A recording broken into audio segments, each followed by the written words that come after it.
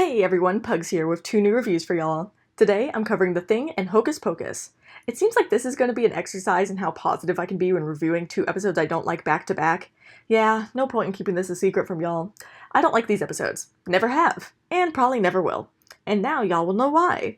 But before I start tearing at least one of these episodes a new asshole, let me go ahead and say thank you to everyone watching today. And also thank you to everyone who leaves comments. I love seeing y'all's discussions down in the comment section, even if I'm not always replying. Sometimes I just don't know what to say. And now with all that said, let's just get right into it. Oh boy. Alright, y'all already know what it is. Today's first episode is The Thing. This episode has got a, reputation. Not a nice one. Not a good one, and certainly at least a partially deserved one. Though this episode's reputation is nowhere near the level of that of Good Neighbors, which is probably because this episode is a lot more forgotten about than anything. That's not to say there's nobody who likes this episode, because there certainly are plenty of people who do. I've seen them. I'm just not one of them. Let's discuss. So, the beginning of this episode is pretty entertaining, with Squidward sneaking out of his house because it appears that SpongeBob and Patrick are gone. I like the way that he creeps around and is like, something isn't right here. Of course, Squidward has nothing to fear. SpongeBob and Patrick are around, revealed just in time for his public television watching of Kelpie G. And yeah, this is the episode that introduces a somewhat well-known character from the show, Kelpie G. I guess he isn't all that well-known? Not sure. I remember there used to be this Instagram account that posted Kelpie G every night, some smooth tunes before bed. Good times, good times. Anyway, things become more, annoying once SpongeBob and Patrick start bothering Squidward, especially when they show up in his house asking a bunch of questions about the show that he's watching. Squidward's visual reactions are pretty fun, but I think it's interesting that in like 2 minutes we've already seen Squidward exaggeratedly stretch his eyes twice. Anywho, the thing feels a lot like a continuation of Good Neighbors, with SpongeBob and Patrick bothering Squidward when he's trying to relax. And moving on to when Squidward storms out, we see this beautiful blue and purple background of what I'm going to assume is early evening in Bikini Bottom. What time of day does this episode take place? Who knows? Who cares? I care. But who else besides me cares?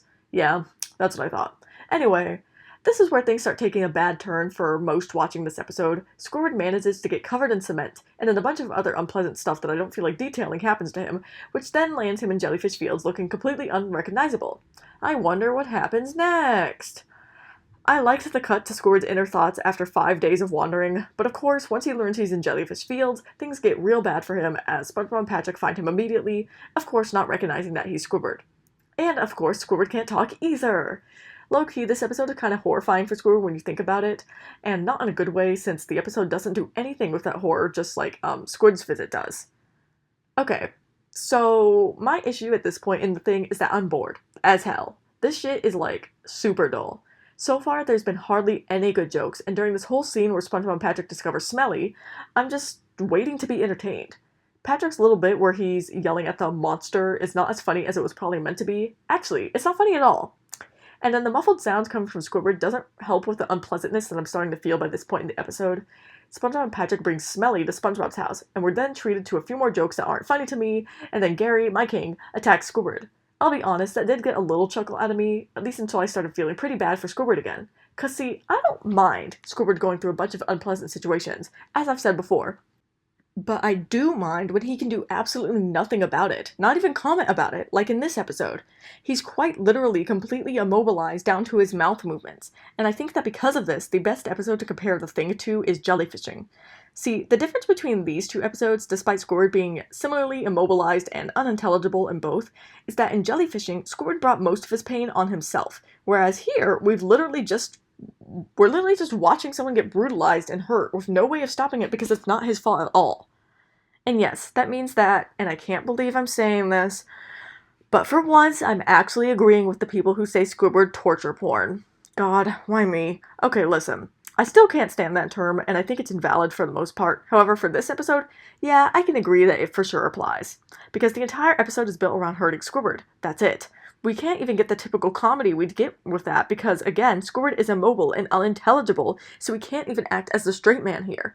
One big part about the humor of seeing a character such as Squidward deal with the unpleasant situations like this is the reaction. In this episode, we don't see Squidward react to all of this stuff happening to him because he quite literally cannot. Smelly just wears the same expression throughout the episode other than the eyes, which aren't even used expressively enough to make the humor effective, which is strange considering the beginning of this episode was so expressive. It's not funny when we can't see Squidward talk or fight back. And Squidward can't bring the pain he feels upon himself either, although that second part is not strictly necessary for me to enjoy Squidward being the butt monkey. So far, this is the only episode where I will agree in at least considering that it could be a Squidward torture porn, though I'll never unironically use that term. The Thing really just has such a weird-ass plot, and I have so many questions about it. Like, first off, I want to know what the decisions were behind removing Squidward, or his agency really, from the equation like this, because it ain't work, I'll tell you that much. Maybe it was an experiment, who knows. I also question the situations we see Squidward put into throughout this episode. Putting him in the zoo is equally as unfunny as everything we've seen so far, and I don't find myself very compelled by SpongeBob's assertion that no one should be treated the way Smelly is right now, not even someone as ugly as him. The backhandedness of this comment is intentional, but maybe I'm too annoyed by the way people separate people, or everyone, into pretty and ugly to even enjoy this attempt at comedy. Anyway, the breakout scene is entertaining enough, I guess, but again, there's nothing here to make me laugh, and by this point, this episode has already bored and annoyed me enough that this little iota of action hardly puts a dent in the way I feel. By the end of this scene, Squidward starts crying profusely, which is flat out unpleasant to watch, since there's no enjoyment or gratification to be had out of watching it. And then Squidward gets taken by a bunch of creatures who happen to look like Smelly, but hey, it's cool because Kelpie G is here, and Squidward can finally enjoy a nice, quiet, soothing private concert from the man he tried to watch at the beginning of this whole debacle. Or he does for a few seconds, and then his cement casing comes off, revealing that he's not one of these creatures. Thankfully, the episode cuts there, and I'm choosing to believe that the creatures were chill and let Squidward stay and enjoy the concert anyway. If the episode had ended more negatively, you better believe it would have been knocked down a whole tier, and let me tell you, the tier this episode is going in is not a good one. Which is a good segue into the part of this review where I sum everything up. The Thing just isn't the episode for me, y'all. It's insanely boring, and when it isn't boring, it's just flat out annoying or unpleasant, with a few exceptions.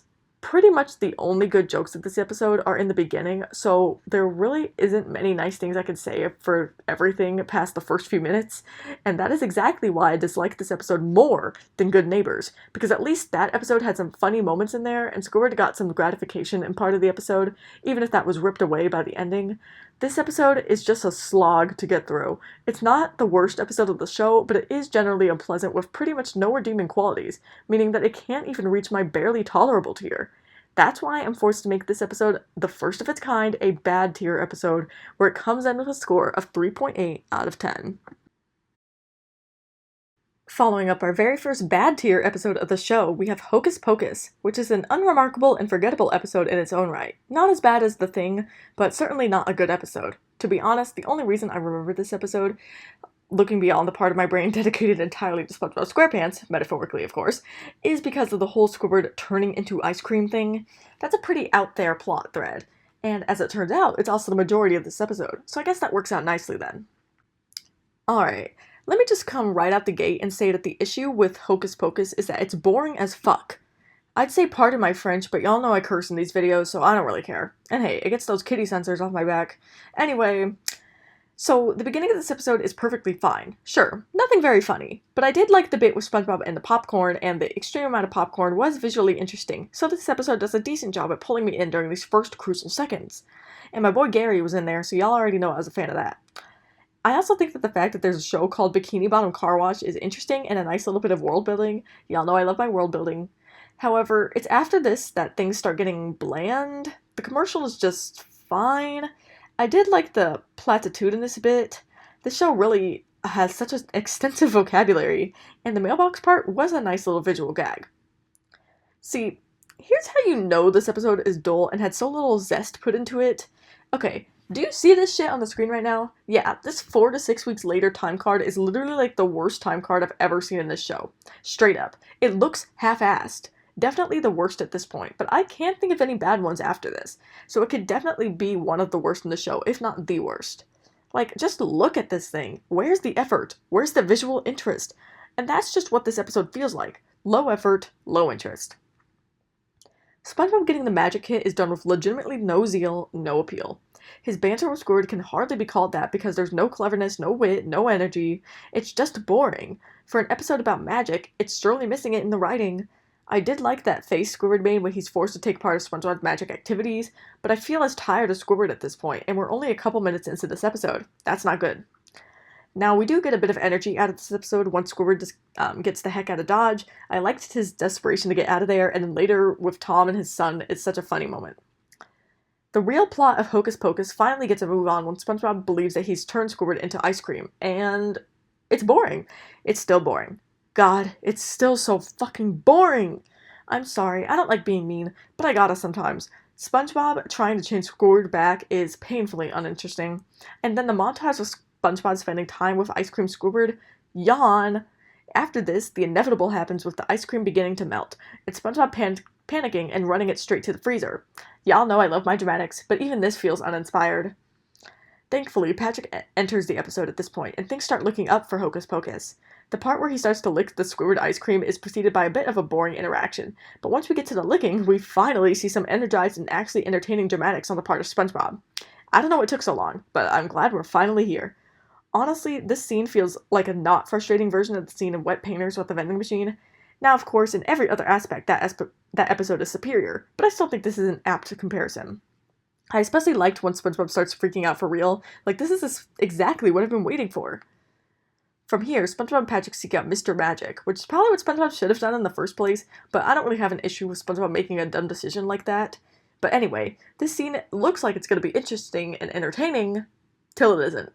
Like, I just feel like the entire reveal that everything was a sham could have been done with far more zest and humor. As it is, the reveal was far too casual and dull, like nearly everything else in this episode, so that's not surprising. How unremarkable. Now, I will say that the ending of the scene is pretty decent, with SpongeBob doing my favorite thing, getting upset and scolding the businessman, and I liked how it ended with SpongeBob and Patrick having security called on them, but that nice bit of entertainment is not enough to save this episode. I will say that from here, the episode ends nicely, particularly when Squidward returns. I thought it was funny, in the loosest sense of the word, that Squidward returned just to immediately run away again, and then SpongeBob turning Patrick into mayonnaise was a nice ending. Alright. So, I think you all have gathered how I feel about Hocus Pocus by now. Boring, uninspired, dull. This episode could have been so much more. It should have been so much more. The plot was not that entertaining in itself, but with some real attempts at jokes and better visual gags, this episode could have at least been in my good tier, if not higher depending on the quality of said jokes. I also think that even though Squidward and Patrick were in this episode, neither did much of any importance, other than Patrick providing a decent joke. Squidward's role is more understandable given this episode's plot, but Patrick's is not. All in all, the episode is just an uninteresting venture, one that I don't care enough to rewatch purposefully, but if it's already on the TV or something, I won't turn away. It's good background noise, something an episode of SpongeBob SquarePants should never be, at least if it wants to be anywhere near my top 4 tiers. That's why this episode is going into my mediocre tier, where it comes in with a score of 5 out of 10. It just barely makes it out of barely tolerable because it doesn't actually make me feel anything, so I can't justify putting it down there with episodes that make me feel annoyed or worse. But it similarly barely has any enjoyable aspects. As always, gotta end this video with some closing thoughts of mine. Yeah, so I don't like these episodes. I won't say I don't like them at all, because if I didn't, then they'd both be abysmal tier. But I don't like them much. And it's not often that I get 2 sister episodes that I dislike like this. In fact, I don't think it has happened at all up to this point, so I guess there's 2 milestones for these pair of episodes. I feel like I've already said everything I really need to say about these 2. Hell, I even already explained my whole Squidward torture porn thing while reviewing The Thing. So there's really no point into getting into that again, right? I don't think those episodes really exist, but if they did, then The Thing would surely be one of them. And yeah, I think that's really everything I can say. I'll just go ahead and end the video here, and I'll see y'all in the next review.